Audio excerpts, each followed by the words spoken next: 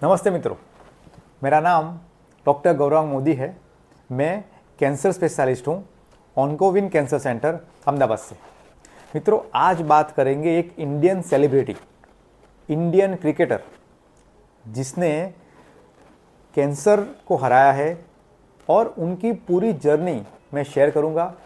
और ये जर्नी में हम ऐसा देख सकते हैं कि बहुत सारी कैंसर की जो मिथ है, जो गैर मान्यता है, वो हम बस्ट करने वाले हैं।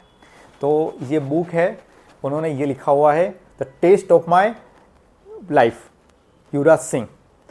हम बात करें तो अप्रैल 2011, 2 अप्रैल 2011, जिसमें कोई भी क्रिकेटर फैन वो पल भूल नहीं सकता जिसमें हम श्रीलंका के सामने वर्ल्ड कप जीते थे वानखेड़ा स्टेडियम मुंबई में।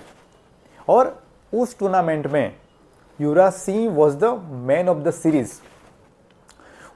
उस टूर्नामेंट में युवराज सिंह ने बहुत सारी अपनी तरह से मेहनत की थी, लेकिन क्या आपको पता है कि जब वो वर्ल्ड कप में खेल रहे थे पूरी टूर्नामेंट में, तो उनके साथ वो कैंसर को लेकर घूम रहे थे। उन्होंने अपनी बुक में ये लिखा है कि बहुत सारे वेग सिम्टम्स भी थे, जैसे सांस फूलना, खांसी आना, लेकिन उस समय उनका टारगेट वर्ल्ड कप था, तो उन्होंने ये सब इग्नोर किया था। वर्ल्ड कप के 1 महीने बाद मई 2011 में जब एक्सरे करवाया, तब पाया गया कुछ लीजन यानी कि गठान जैसा लग रहा है। तब वहाँ से उन्होंने FNAC करवाया। अब FNAC क्या होता है? FNAC मतलब कैंसर की सुई मार के जाँच करते हैं और उसमें हमें कैंसर के सेल्स है कि नहीं इतना मालूम चलता है। अब हम ये बात कर रहे हैं 2011 की, इसको अभी 15 साल हो गए हैं। और हम अभी जो भी OPD में देख रहे हैं वो FNAC यानी कि जो सुई मार के जाँच करते हैं वो almost replaced by the biopsy. तो अभी ये सबसे पहली मिथ ये है कि कैंसर के निदान के लिए बायोप्सी करानी चाहिए, FNAC नहीं करानी चाहिए, क्योंकि FNAC is an old age technique. अभी मई 2011 में FNAC हुआ, उसमें क्वेरी जैसा रिपोर्ट आया और उसके बाद युवराज सिंह के जो फिजियोथेरापिस्ट थे डॉक्टर नितिन चौधरी, उनको ये लगा कि एक्यूपंक्चर से हम उनकी हेल्प कर सकते हैं। तो कुछ महीनों तक युवराज सिंह ने एक्यूपंक्चर यानी कि सोचो मित्रों ऑल्टरनेटिव मेडिसिन्स लिया और फायदा नहीं हुआ।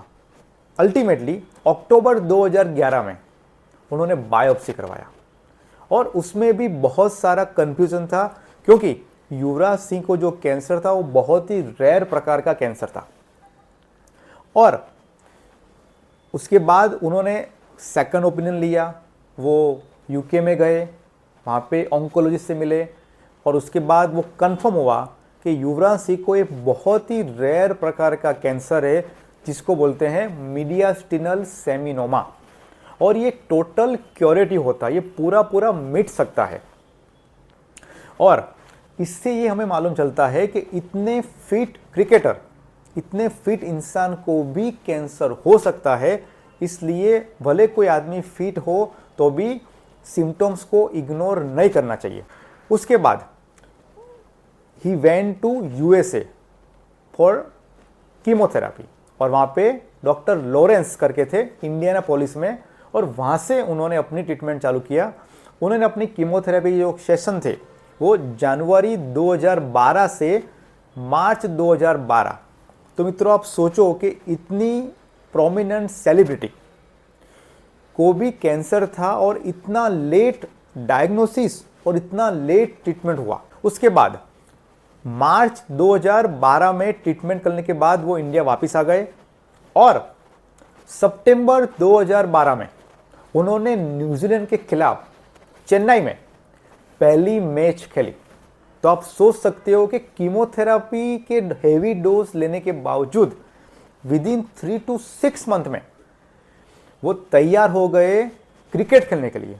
तो इससे हमें ये सीख मिलती है और ये मिथ बस्ट होती है कि कीमोथेरापी लेने के बाद भी हेवी से हेवी काम कर पाएंगे, और अगर मेंटल स्टेमिना होगा तो कैंसर को हरा सकते हैं।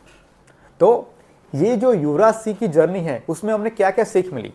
सबसे पहले यह है कि कोई भी फिट इंसान हो उसको भी कैंसर हो सकता है, तो जो वार्निंग साइन सिम्टम है उसको इग्नोर नहीं करना चाहिए। सेकंड, FNAC यानी कि जो सुई मार के जांच करते हैं उसको अवॉइड करके अगर कुछ आपको लग रहा है और डॉक्टर को मालूम चला तो biopsy, that would be the diagnostic for any cancer diagnosis. Third, alternative medicines नहीं लेनी चाहिए, उससे कैंसर बढ़ सकता है। फोर्थ, कैंसर का निदान, एक बार बायोप्सी हो गई अक्टूबर 2011 में, लेकिन उनकी ट्रीटमेंट चालू हुई थी जनवरी 2012 में, तो 3 to 4 मंथ्स का गैप था, तो ट्रीटमेंट लेट भी नहीं करनी चाहिए। और लास्ट हमें सीख ये मिलती है कि कीमोथेरापी के हेवी सेशन के बाद भी 3 to 6 मंथ में अगर मेंटल स्टेमिना हो, अगर आदमी एक्सरसाइज करे तो नॉर्मल स्टेमिना पा सकता है और अपना रूटीन काम कर सकता है।